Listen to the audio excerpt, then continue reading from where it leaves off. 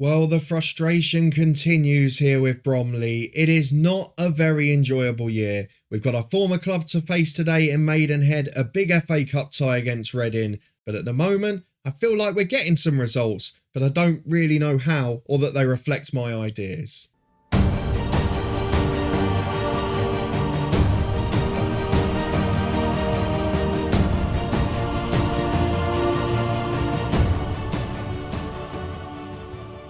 Yes, hello and welcome along to part 46 of the Head Coach with me, Daniel. We are back very swiftly following the last episode for two big games separated by a couple of weeks. Firstly, we face former club Maidenhead, the side we left in the summer after promotion to take this Bromley job. We face them at home, that's 6th v 17th as it stands. Only 9 points separate us though. It could get very close if we lose this one. And then we'll play two games off camera before returning for Reading at home in the FA Cup second round. So if you're looking forward to all of that and you are enjoying the series, then please do chuck a thumbs up on the video. A happy new year for the first time from the regular series. And I hope you're looking forward to this one because despite our continued frustrations in the league, we're only 7 points off the top. And again, I go back to something we've mentioned in so many saves. Only really 2 points a game at the top. Not more than that, no runaway leaders. So 30 points from 18, not a great total. We're on course for what, 65, 70 across the season if that. But at the moment, we've still got an outside chance. So let's have a quick look at the schedule because we played one game since you were last with me. That was an expected, comfortable 2-0 win at home to Telford. They're struggling in the league. Colquitt and Sablier with second half goals. Telford are in 16th place, so no huge surprise in that one, and we'd expect a similar outcome in this game against Maidenhead. However, there is a little bit of bad news from that game. We have got an injury to Marcus Sablier, 2 to 4 weeks, and in fact it was in training the day after, not during the match. He will be out until the start of December, probably touch and go for that Reading FA Cup tie, which we'll be showing later on. In terms of the transfers, there's not much else happening now. It does seem to have calmed down just a little bit. We have got Masai Cheek who went out on loan. He's a youngster who featured earlier in the year, but he's someone who's going to benefit from football. So playing for South Shields in a division below, we hope he gets on quite well. But there's not much for us to talk about. We've got two big games today. Let's go and crack on straight with them. The first of them is our current club versus our former club. We're going to have a look at the expected lineup first, which is behind my head. And you can see from the attacking players that only really Kroll and Torre keep their places. The rest of the front six I don't recognise. They weren't at the club last year. They've got Linton at left back behind my head who just joined the club as we were leaving. And then Grant, Anderson and Wade among the back five. But certainly not a similar looking team and they probably couldn't get away with that. But it does show us that the director of football there has put a lot of effort into improving the squad. They've got different loan players in. They've got some real attacking quality in the likes of Jack Manley, who's not a bad player at this level, albeit not the best technically. So they are improving. There's still a few outside in the squad that we know quite well. Charlie Finney was there when we were there. Luther outside the squad at the moment and Jack Wadham too.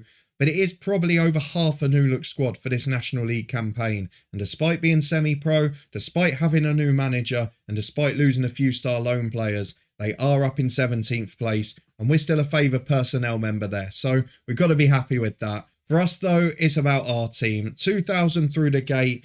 It's not our strongest 11 because of the Sablier injury, because Thomas is also struggling a little bit, having been away during the international break. But the rest of the team is what we'd come to expect. I've bought in Greenslade again up front for Burrell. I can't get either of them scoring at the minute, but the rest of the side virtually picks itself. We've got Hilson in goal, Bennett, Grehan and Paulwell at the back three, Nichols and Revan the fullbacks with Hill covering in holding midfield, Nelson and Riley the midfield two, and Greenslade and Colquitt up front. Colquitt is a man back in form after that last game. I hope it will be the start of a big run for him. 11 in 18 is not a bad effort. And I know that a few of you have mentioned in the comments about going more positive. It's something we've looked at, but generally we've conceded a lot more when doing it too. So we're going to try and control this game early doors. We'll see how it goes. And we'll keep it as a bit of an experiment throughout the season. So let's go and submit the team. Let's go and get into the first half. We'll go positive for the first 45 minutes. And if it looks like we're going to get overrun, then we'll have to drop back again. Any surprises in that 11? Not really. Luther has snuck onto the bench, so an extra familiar name there. We're going to tell the lads to carry on our last performance. We're going to go positive. Now let's see what impact it has. First 45 minutes against our former club. Who do you think is going to come out on top? Well, look at the big impact Going Positive has had. 23 minutes, nothing created. We've had one shot on target, I think, according to the stats, but no highlights. And here come the visitors. Maidenhead down the left with Cox, one of the new signings. Nichols does well. Can we break away now? Because for all of our attacking players and our brilliant attacking forward line, we do look better on the counter-attack still. Riley through to Greenslade, he's offside. And of course, he's going to put that one in. They always score the ones that are offside. That one's disallowed. Wade was beaten, but it's not going to count. 1-0? No, it's not. It's 0-0 between Bromley and Maidenhead.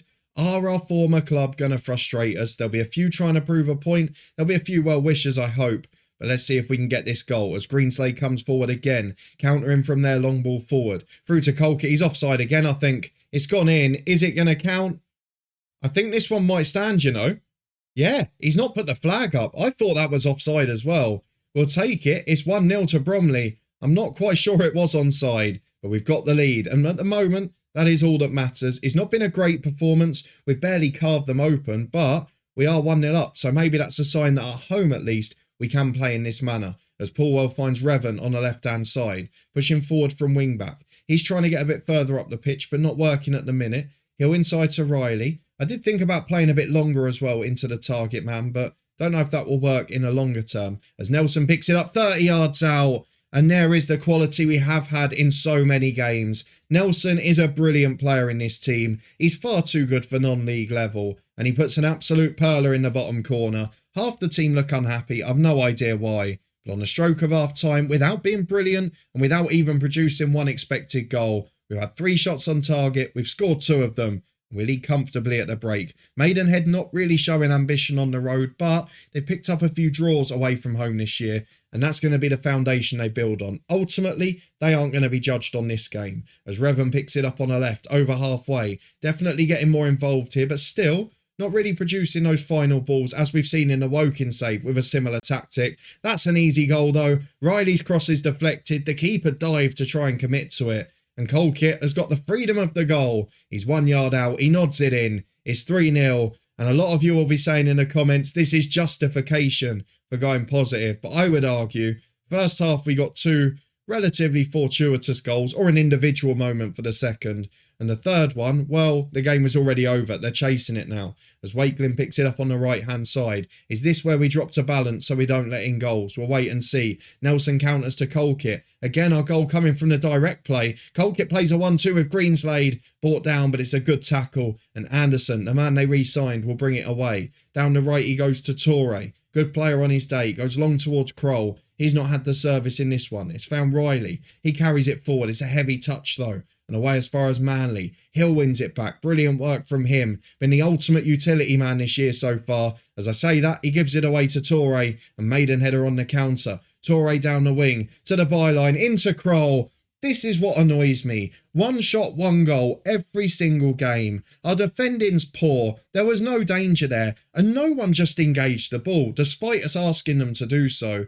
That is the frustration with this tactic at the moment. We cannot keep clean sheets with one of the best defences in the league. And yes, that happened in the Woking save, but we had a constant attacking threat there. Here we don't have it. I say that as Nelson puts in a 4th. It might have worked out on this occasion, but I'm still a little bit annoyed defensively. And in a moment, we'll start making changes. As there's a corner up the other end for Yassin Toure. Kroll heads it back to him. Ball into the back post, headed away. Nichols will chase it, but they're going to get there first. Chance to cross from the left, big deflection. Hills up, loses out. Nichols second time, brings it down, and he can counter. Can we get it forward at speed? Because that seems to be what's costing Maidenhead at the moment. Nichols all the way to halfway, into Greenslade. He's held it up well there for Bennett, and he can come over halfway. Any support? Yes, from Hill to Nelson, towards Colkett. It's under hit again. I'd expect a little bit more quality from him there, but a 4-1, we will forgive him. Torre carries it again. Where's the defence? No one is engaging him. There's 2 in the box unmarked again. It is absolutely infuriating that we've got a back 3 and none of them are marking. They're just all running out towards the ball.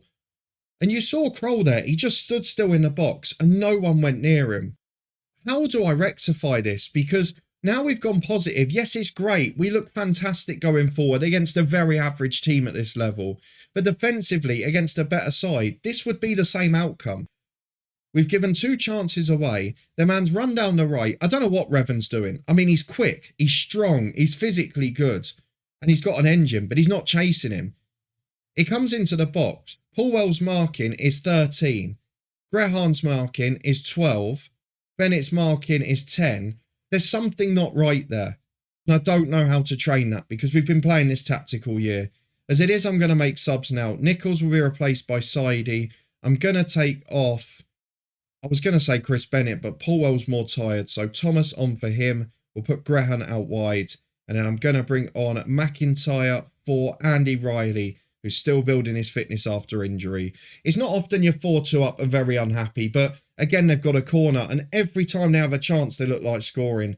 If they score a third, I'm going to be furious. Up to the back post, Grehan heads away to the edge of the box. Again, someone close the ball down, please, for the love of God.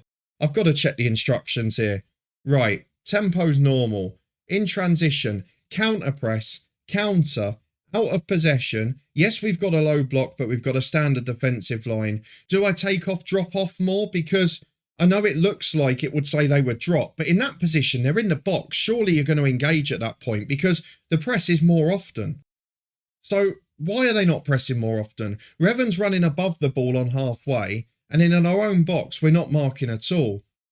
So if you're asking down in the comments why I don't go positive more often, you're getting your exact answer here, because defensively, we are absolutely atrocious. I'm almost tempted to go to a back 4 again, because I used to say I can never make the back 3 work, and I know it's happened over in that Woking stream save, but here, it doesn't seem right. The players might suit a back 4. I think I'm going to train it in the background and just see if we can try it, because it can't get worse than this. Surely it cannot. We're now clinging on for dear life in a game we've absolutely battered our opponents. And I'm not a happy man. 4-3, it should have been far more convincing. And we might yet give it away, though we are at the other end. Revan with the cross. Green's laid up, head's just wide. They better not equalise. I will be throwing my toys out the pram if they do. And they've got a free kick, 96th minute. Unmarked at the back post. What are you doing? Luther shoots. The flag has gone up, and I am very pleased about that, because I might have been throwing something if they hadn't. 4-3 is the final score. The marking, I don't get it. The pressing isn't there. The marking isn't there. None of the instructions are being followed. And yes, we win. Yes, we survive. And yes, ultimately, it's 3 points on the board. But that was a scare we shouldn't have had. We gave a side with no attacking intent 3 goals. And defensively, I'm at a loss to explain this team, because there is no other team or tactic I've tried this with in FM23, or any tactic with, where it has been this hard to produce defensive consistency. We're going to continue. I'll play the 2 games off camera. In a moment, we will be back for Reading in the FA Cup. If we defend like that, could well be double figures. Back in a moment for it. Well, a bizarre few weeks since we've been here last with Bromley. Again frustrating, again a little bit infuriating, but we're doing just enough. Sablia hasn't made it. That was the first question we had to ask about this game. We're expected to be defeated by League One high flyers Reading. They are top of that league. Their points per game, just over 2. So they're doing a bit better than us. In terms of us, though, the last few weeks, it's been bizarre on a number of fronts. Let's start with the results and the schedule, because since you were last with me, we have actually won every game. Defensively, we've been a mess. We've been very fortunate in all 3 of them, including the Maidenhead one, which you just saw. But let's talk about the Yeovil and Darlington games, because against Yeovil, we won by 2-1. It's not all like it seems here, because Yeovil had the better expected goals. They missed a penalty, which James Hilson saved. Chris Bennett scored the winner after Greenslade's late first half goal. And to be honest, we didn't deserve the win in that match. Add to that the Darlington win by 4-2. Looks great. We were 2-0 up. We won comfortably. No. It was another good penalty save from James Hilson. There was another offside goal ruled out, and Harvey Greenslade picked up an injury, which was the start of a number of problems. So wins, yes. Frustration, more so, and just not showing any sort of acumen. But despite all of that, we are now just 3 or 4 points off the top of the league. 2, in fact, having played a game more than most. We've now ironically drawn Maidenhead again, this time in the FA Trophy, and it's all getting a bit tight. And if we can find some form, God, we'll be flying up the league, because if we start to play well as well as getting the results, we should win games by 3, 4 or 5. It's the only positive I can take. But defensively, I'm really not enjoying watching this. I don't think I've ever been in a position where I've been winning so many games, well, twice as many as I'm losing, and being so infuriated. But still, let's have a look at the medical centre, because the midfield injuries are piling up. We have got in the current injuries Sablia, who is not quite back yet. Harvey Greenslade, who picked up that knock last game, he's out for a month. Andy Riley has gone down with flu. Paul McIntyre went down with a cold and is only just back. Thomas Hill, who's been covering holding midfield, is suspended. And apparently we've got 25 players at increased risk of injury. That does not bode well for the next few games, mainly due to either match fatigue or low match sharpness. There's no in between at all in this club. So we are going to have to rotate a bit. It's enforced more than anything, and I'm not sure that's going to go well against the best side officially in the FA Cup at the moment. What's also a little bit bizarre is I said it had gone quiet on the transfer front.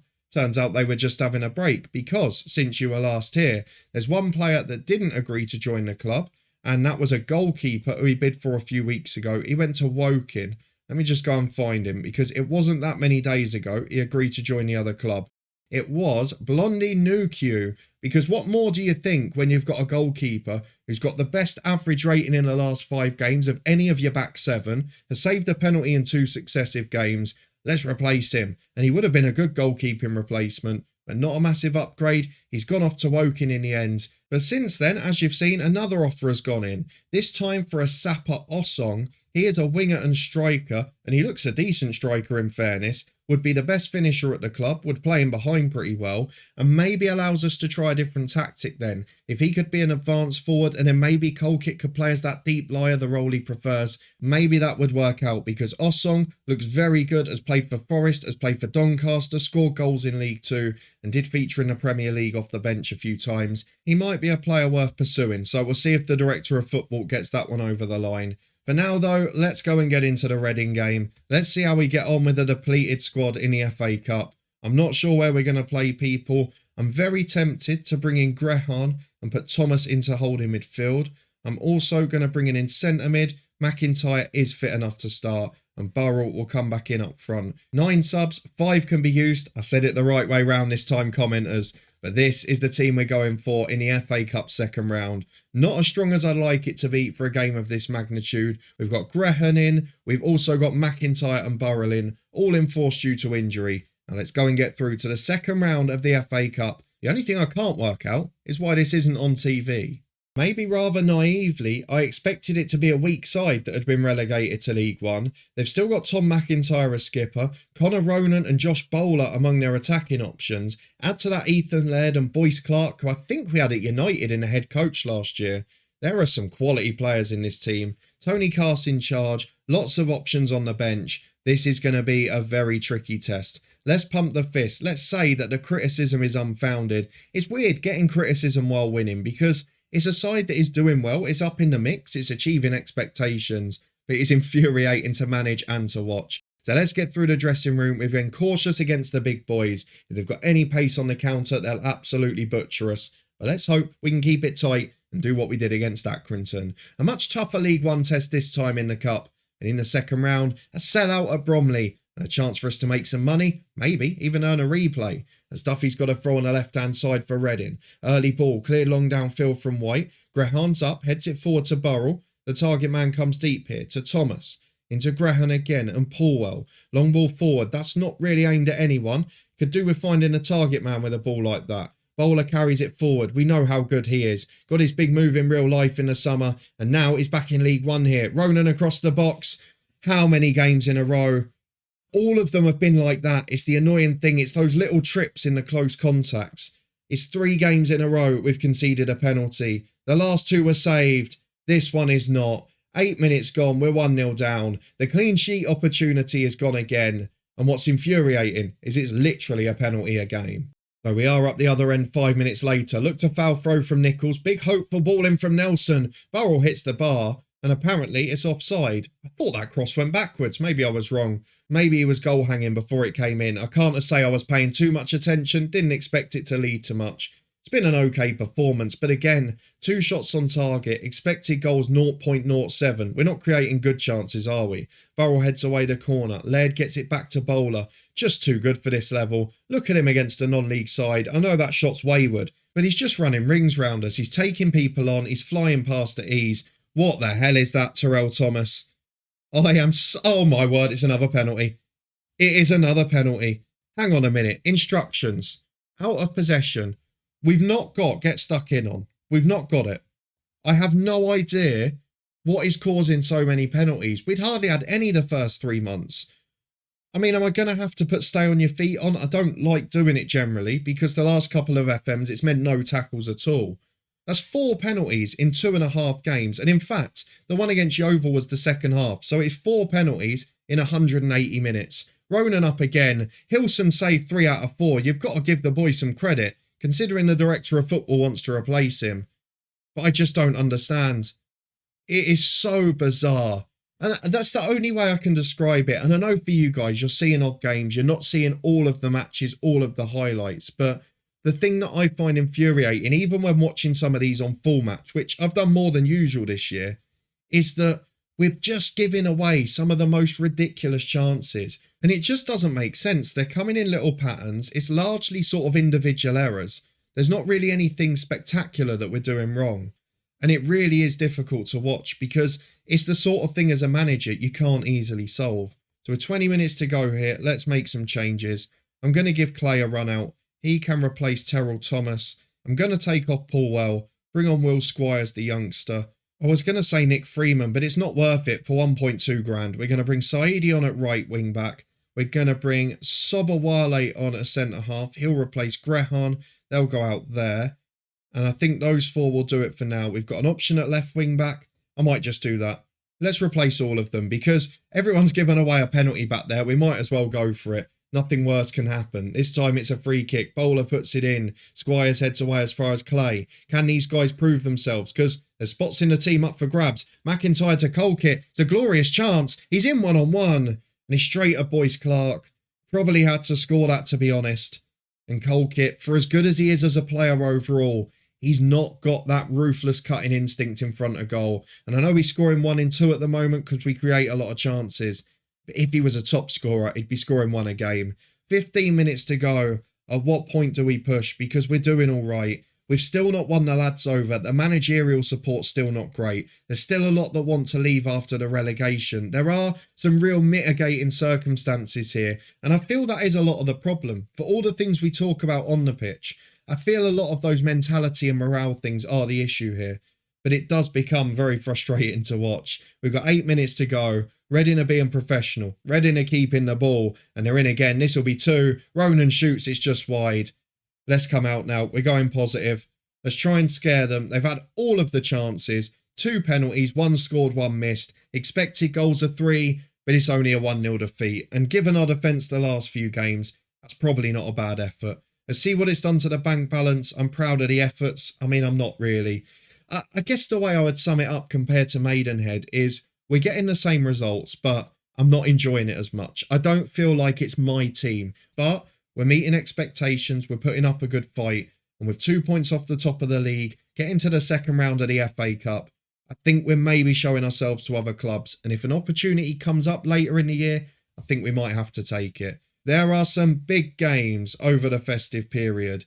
Boxing Day, Southend United, they are top of the league. Into January, which we're going to be looking at, a spell of 3 games, which includes Eastleigh, who are seconds, and also Aldershot, who are 9th. They might be the 2 I come back for. Let me know down in the comments if you've managed a team like this in FM, because it's just one of those that you can't really get excited about, that you can't really put your print on. But either way, we're meeting expectations. We're doing all right. If you did enjoy the episode, please do put a thumbs up on it. And if you want to stay up to date with the rest of the season, see if we get found out or if we find form, then please do subscribe and turn that notification bell on. We're back to the normal schedule from now on, so that we will be back with lifting spirits. I'll build a nation save tomorrow, this one in 2 days time, so on and so forth. We've also got regular live streams. You can find the Twitch channel in the eye above and the football podcast, where there's loads to come in 2023. If you missed the channel update yesterday, I'll put that above my head now. Check that out if you haven't already. I'll see you here again next time.